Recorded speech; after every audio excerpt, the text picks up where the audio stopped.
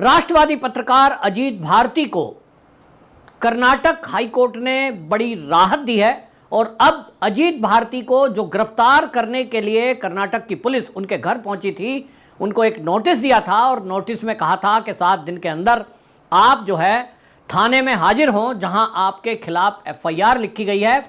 लेकिन अब मामले में भारतीय जनता पार्टी के नेता तेजस्वी सूर्या और उनकी टीम एक्टिव हुई तो जाने माने वकीलों ने अजीत भारती की मदद के लिए हाथ बढ़ाया। पूरे देश के यूट्यूब चैनल हो चाहे सैटेलाइट चैनल, यहां तक कि दूरदर्शन के पत्रकार भी अजीत भारती के पक्ष में खुलकर उतरे, क्योंकि अजीत भारती एक ऐसे पत्रकार हैं जो राष्ट्र हित के मुद्दों को उठाते रहे हैं। चाहे भारतीय जनता पार्टी को उनको ट्रोल करना पड़े चाहे कांग्रेस को, वो ये नहीं देखते हैं कि किसी दल की वजह से, केवल राष्ट्र के हित में मुद्दों को उठाना। और इसी का कारण है कि अभी तक खुलकर भारतीय जनता पार्टी भी उनके पक्ष में नहीं आ रही थी। लेकिन शहजाद पूनावाला जो कि प्रवक्ता हैं राष्ट्रीय लेवल के भारतीय जनता पार्टी के, वो मीडिया के पत्रकारों को अच्छी तरह जानते हैं, व्यक्तिगत संबंध उनके अजीत भारती से थे। और उसके बाद तेजस्वी सूर्या जो युवा नेता हैं, जिनको ये कहा जाता है कि भाई साउथ में पढ़े लिखी लॉबी में काम करना, और जिस तरह से तेजस्वी सूर्या की टीम काम करती है, उसने अपना एक इकोसिस्टम डेवलप किया है। तो अजीत भारती को वहां ये एक वकील हैं, उन वकील को प्रोवाइड कराया गया श्याम अरुण, और उन्होंने हाई कोर्ट में इस बात को रखा कि भाई ये जो अजीत भारती हैं, ये कांग्रेस के एक लीडर प्रमोद किस्नम की बात को बता रहे थे कि उन्होंने ये टीवी चैनल पर कहा है कि हम लोग बैठे थे कुछ एक कमरे में और विचार चल रहा था कि भाई जिस तरह से शाहबानो का केस कांग्रेस ने पलटा संसद में, सुप्रीम कोर्ट से ऑर्डर हो गया था लेकिन इन्होंने उसको सदन में पलट दिया। ठीक इसी तरह सुप्रीम कोर्ट का जो केस राम जन्मभूमि के मामले में आया है, उसको भी संसद के जरिए पलट देंगे। अब इस बात में कितनी सच्चाई है, कितना झूठ है, ये तो आचार्य प्रमोद किस्नम को जवाब देना था।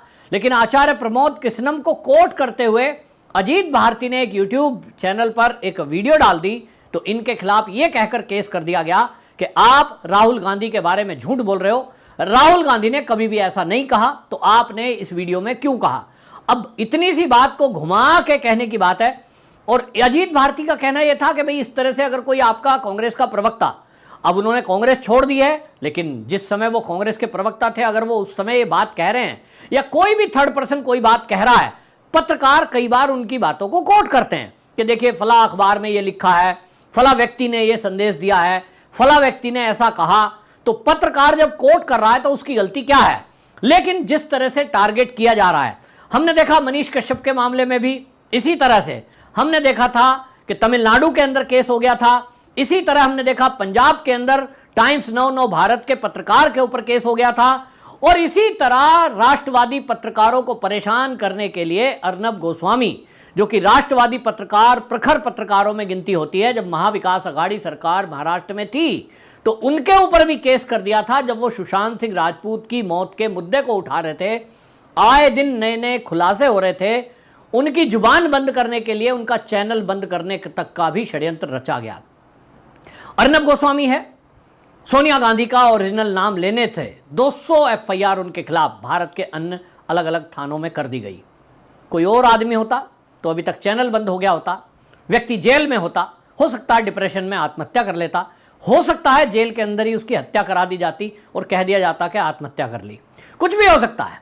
ये वो कांग्रेस है जिसके राहुल गांधी नेता हैं, और राहुल गांधी नेता संविधान की कॉपी लेकर संसद के पटल पर, सड़क पर ये कहते नहीं थकते कि संविधान को मोदी जी जो है दबाना चाहते हैं, कुचलना चाहते हैं, बदलना चाहते हैं, और हम संविधान को बचाने के लिए निकले हैं। आप संविधान को बचाने के लिए निकले हैं तो संविधान के आर्टिकल 19 में, धारा 19 में अभिव्यक्ति की आजादी लिखी है, और उसमें कहा है कि कोई भी व्यक्ति अपने विचार प्रकट कर सकता है। अब आप कह रहे हो कि राहुल गांधी ने कोई बात कही, कोई बात नहीं कही, भाई उसके विचार मानकर भी आप उसको छोड़ सकते थे, एक पत्रकार हैं, पत्रकार मानकर छोड़ सकते थे, लेकिन नहीं, आपको टारगेट करना है अजीत भारती को, क्योंकि अजीत भारती एक राष्ट्रवादी पत्रकार है और आपको लगता है कि वो बीजेपी के आईटी सेल के वो कुछ एक सदस्य हैं, जबकि है उल्टा। अजीत भारती के अगर आप अधिकांश वीडियो देखेंगे, मैं नहीं जानता कि अगर वो 10 वीडियो बनाते हैं, 10 में से 2 से 3 वीडियो जरूर ऐसी होती हैं जहां वो भारतीय जनता पार्टी की आईटी सेल को तुरंत गरियाते हैं, उसकी कमियों को उजागर करते हैं। यानी एक पत्रकार का जो धर्म है कि वो झूठ नहीं फैलाए, सच को कहने की हिम्मत दिखाए, ये अजीत भारती करते हैं। और इसीलिए अजीत भारती कांग्रेस के निशाने पर आए और बाकी बहुत लोगों के निशाने पर है, जुबेर के निशाने पर है। जुबेर ने उनकी वीडियो को एडिट करके छोटी सी एक क्लिप काट करके ऐसा प्रचारित करा जैसे ये शब्द अजीत भारती ने कहे हैं। उसके पीछे किसको वो कोट कर रहे हैं ये नहीं किया। और मोहम्मद जुबेर के षड्यंत्र के कारण अजीत भारती के खिलाफ एफआईआर हुई, ऐसा मैं मानता हूं। कांग्रेस के नेताओं को भी शायद बरगला दिया गया, ये जुबेर के द्वारा हुआ।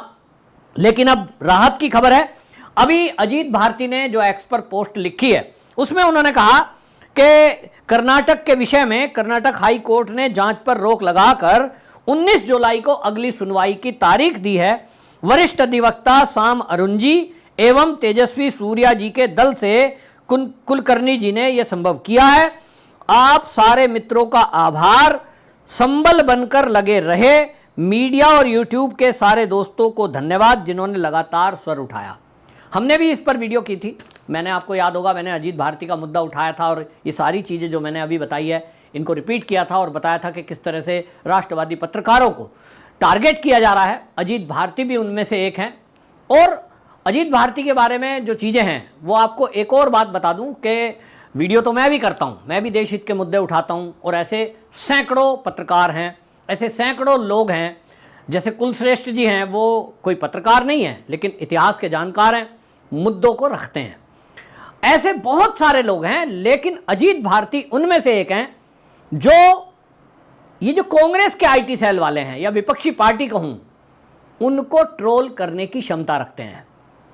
एक इन्होंने आईटी का हीरो बना रखा है ध्रुव राठी, और कांग्रेसी उस पर बड़ा गर्व करते हैं। देखो, एक ध्रुव राठी सब पर भारी। अगर उसको भी कोई कमियां निकालकर ट्रोल करने की क्षमता रखता है, बुद्धिमत्ता रखता है, वो अजीत भारती हैं। ट्रोलिंग पावर अजीत भारती जैसी मैंने किसी अन्य राष्ट्रवादी पत्रकार की नहीं देखी, ये मैं बेबाकी से कह देता हूं, उसमें मैं भी नहीं हूं। मैं विषय रखता हूं, लेकिन ट्रोल करना क्या कहते हैं, कैसे रोस्ट करना कहते हैं, रोस्ट करना वो मैं नहीं जानता। तो रोस्ट जो करना है वो अजीत भारती अच्छे से जानते हैं। और जैसे ये ट्रोल कराते हैं, ट्रोल कराने में भी क्योंकि अजीत भारती के फॉलोवर लाखों में हैं, अगर वो कोई एक्स पर पोस्ट लिखते हैं, सोशल मीडिया पर कोई बात कहते हैं, तो लोग उसको कैच करते हैं और फिर उसको समझने की कोशिश करते हैं और फिर वो एक विषय बन जाता है। तो ये जो अजीत भारती हैं, इनके अंदर जो रोस्ट करने की क्षमता है, वो जो रोस्टिंग आपने देखा होगा ध्रुव राठी करता है, उससे भी कई गुना बेहतरीन सच्चाई के बल पर ये रोस्ट करते हैं। और इसीलिए ये राष्ट्रवादी पत्रकारों, राष्ट्रवादी लोगों में ये हीरो की तरह हैं। और फिर ये तो होता ही है कि जो ऐसा व्यक्ति को कोई उभरता हुआ सितारा दिखाई दे, पत्रकार ये पुराने हैं, लेकिन रोस्ट वाला मामला सोशल मीडिया पर अभी नया है, क्योंकि दिख रहा है उनको कि ये काउंटर करने वाला ये कौन आ गया भाई, जिसको बीजेपी वाला 1 रुपया नहीं दे रहा, कोई मदद करने को तैयार नहीं है। ये तो अब मामला फंसा, शहजाद पूनावाला कहिए या बाकी लोगों ने कहिए, तेजस्वी सूर्या ने कहिए, जिस तरह से चीज़ें की हैं, अगर ये लोग अब खड़े ना होते, और ये भी पूरी एक टीम है इकोसिस्टम की जिन लोगों ने मदद की है, उसमें कपिल मिश्रा भी हैं, सब लोगों के सहयोग से जो ये हुआ है, ये अब शुरू हुआ है। अब के पहले तो होता नहीं था। कोई अगर गिरफ्तार हो गया तो होता रहे, किसी पे हमला हो गया तो होता रहे, कोई एक दूसरे की मदद को आता नहीं था। भारतीय जनता पार्टी भी कभी इस तरफ चिंता करती नहीं थी। अब शिकायतें हुई हैं तो चुनाव के बाद भारतीय जनता पार्टी भी अपना आत्म मंथन, आत्म चिंतन जो कर रही है, शायद मुझे लगता है कि भारतीय जनता पार्टी ने अब यह तय किया है कि वो अब अपने जो विचारधारा के लोग हैं उनको वो अपनी टीम का हिस्सा मानकर उनका सहयोग करेगी। और इसलिए मुझे भी एक उम्मीद जगी है कि कल को अगर मेरे साथ भी कोई दिक्कत, परेशानी, प्रॉब्लम होती है तो शायद मेरी भी बात सुनी जाएगी, मुझे भी जो टीम है इस तरह की मदद कर सकती है। और इससे अजीत भारती जी के केस से आपको बता दूं कि भारतीय जनता पार्टी ने और ये जो राष्ट्रवादी लोग की मदद करने वाली टीम है, इसने, चाहे वो कपिल मिश्रा हो, चाहे वो शहजाद पूनावाला हो, फिर चाहे वो कुलकर्णी जी हो, इन सब ने ऐसे हजारों राष्ट्रवादी पत्रकार और अपने विषय रखने वाले लोगों के अंदर एक उम्मीद जगाई है। सबके अंदर खुशी है, अजीत भारती नहीं, ऐसे हजारों लोगों के अंदर इस खुशी की लहर गई है कि कम से कम चलिए चुनाव के रिजल्ट के आने के बाद, कुछ लॉस होने के बाद ही सही, लेकिन भारतीय जनता पार्टी आज राष्ट्रवादियों के साथ खड़ी है। बीजेपी हमेशा से खड़ी थी, लेकिन इंडिविजुअल बेस पर, किसी के व्यक्तिगत संबंध किसी नेता से हैं तो वो खड़े हो जाते थे। लेकिन अब शहजाद पूनावाला ने एक टीम गठित की है और इस टीम में यह तय हुआ है कि हर राज्य में हमारे जो राष्ट्रवादी भाई हैं, जिनकी विचारधारा भारतीय जनता पार्टी से मिलती है, भले ही वो पार्टी के सदस्य हों या ना हो, वो Bharatiya Janata party IT cell के सदस्य हों या ना हो, भारतीय जनता पार्टी का इकोसिस्टम अब उस व्यक्ति की मदद करेगा। और जो भारतीय जनता पार्टी के विचारधारा के या राष्ट्रवादी विचारधारा, मैं कहूं कि राष्ट्रवादी विचारधारा के पत्रकार हैं, जिस तरह से उनको परेशान किया जा रहा है, अब निश्चित रूप से उनकी भी खैर नहीं है, जो अभी तक झूठ फैलाकर देश के अंदर नफरत का माहौल पैदा करते हैं और देश विरोधी बातें फैलाकर देश के अंदर विद्वेष फैलाते हैं। ऐसे राष्ट्र विरोधी लोगों के खिलाफ भी अब एक्शन लिया जाएगा, यह तय हुआ है। और इसी के लिए 1 जुलाई से नए कानून जो आ रहे हैं, उसमें सोशल मीडिया पर फेक न्यूज और इस तरह की बातें फैलाने वाले पर सख्त एक्शन होगा। तो यह बहुत बड़ा कदम है। बहरहाल अजीत भारती जी को बहुत बहुत अब ये बधाई है कि उनको जो मुसीबत थी, हालांकि वो टली नहीं है, अभी हाई कोर्ट में तारीख है, लेकिन वकीलों से जो बातचीत हमारी हुई है, उनसे ये लगता है कि ये फर्जीवाड़ा है, फर्जी है कि किसी को कोर्ट करने को लेकर आप एफआईआर दर्ज करा दें और क्या क्या बातें बोल दें, ना कोई दंगा हुआ ना फसाद हुआ, और आप कहें जी आपकी बात से विद्वेष फैल सकता था। गलत गलत चीज़ें कर रहे हैं। हालांकि अब न्यायालय इस पर फैसला करेगा, लेकिन बहरहाल एक खुशी की खबर, एक तसल्ली की खबर तो ये आ ही गई है कर्नाटक से। तो ये बड़ी एक बात जो है हाई कोर्ट की तरफ से राहत भरी आई है। आपकी क्या राय है, कमेंट बॉक्स में जरूर बताएं। वंदे मातरम।